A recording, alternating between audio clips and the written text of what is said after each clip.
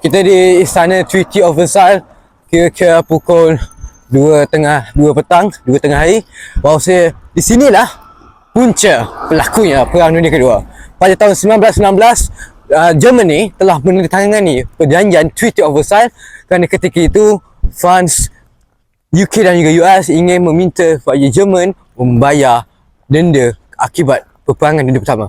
Ketika itu Jerman perlu membayar sebanyak 6.6 bilion pound dan telah menjadikan hutang besar dan juga telah menyebabkan keruntuhan ekonomi di Jerman. Dan Jerman juga tidak dibenarkan mempunyai askar, dan hanya dibenarkan mempunyai askar selama 100,000 orang, tiada kapal selam, tiada tentera udara. 6 kapal saja yang dibenarkan.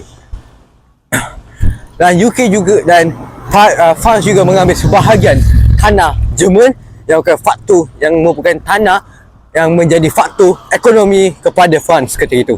Dan juga Germany perlu mengambil responsibility sepenuhnya ketika peperangan dunia pertama dan mengaku bersalah di Persatuan Negara, League of Nations ketika itu.